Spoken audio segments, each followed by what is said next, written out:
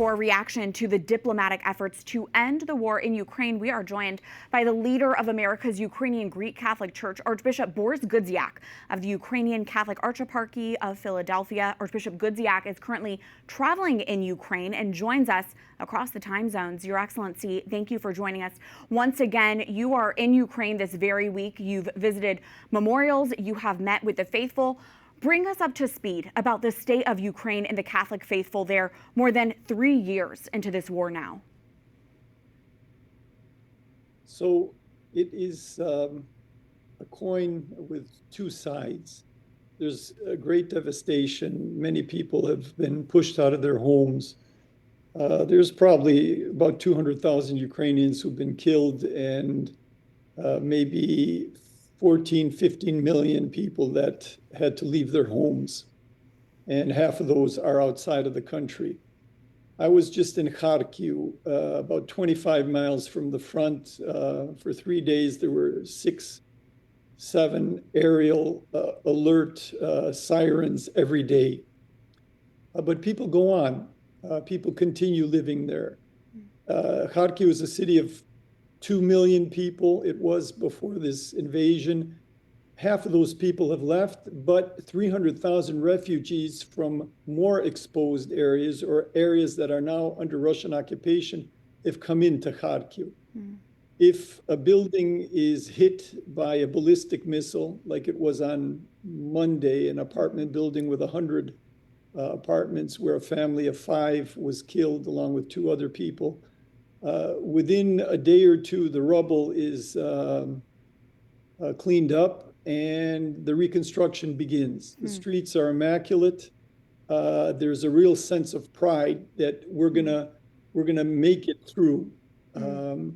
Not everybody can do that, and as I say, half the citizens of the city are elsewhere, either as IDPs, internally displaced persons, or as refugees outside of the country. There's funerals every day of soldiers and civilians.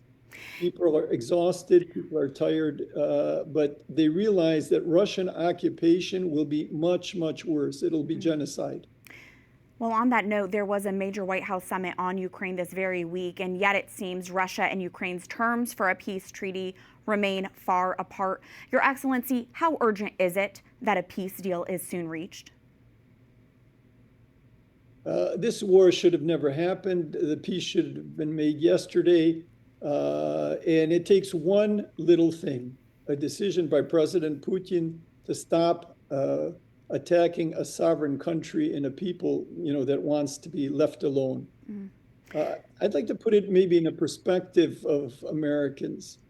Ukrainians have been under a Russian yoke for centuries. They became independent in 1991 from the Soviet Union.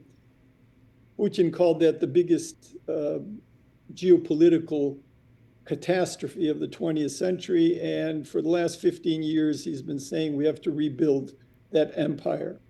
Imagine Americans who are of black skin, African-American citizens. What person whose parents or grandparents or ancestors suffered slavery would ever agree to get under a yoke? Ukrainians have said, that's it. It's over. We're not going under the Russian yoke again. And we're going to fight to the last man. Well, and I have a friend who, I use that terminology because that's what she expressed to me when I asked her the same question you're asking me. And you did not hold back your feelings about President Trump's meeting last week with Putin in Alaska. You wrote on your Facebook page in part, quote, "I will be blunt. A genocidal war criminal was welcomed on American territory and given red carpet treatment.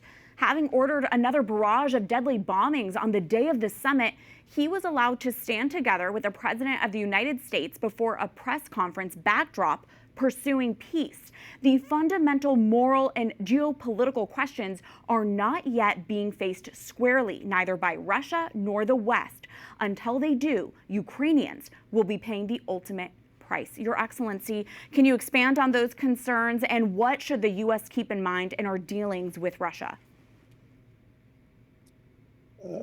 In the 20th century, largely through governments ruled in Moscow, whether it was Tsarist or whether it was the communists,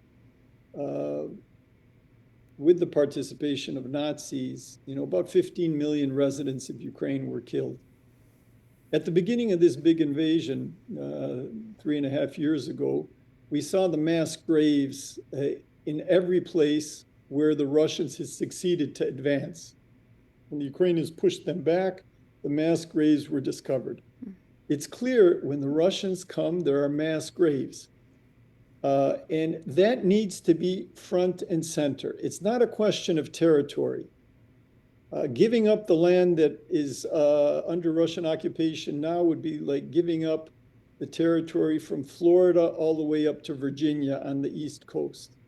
Yes, it is land, but Ukrainian citizens are concerned about their brothers and sisters that are under occupation. It's people, first and foremost.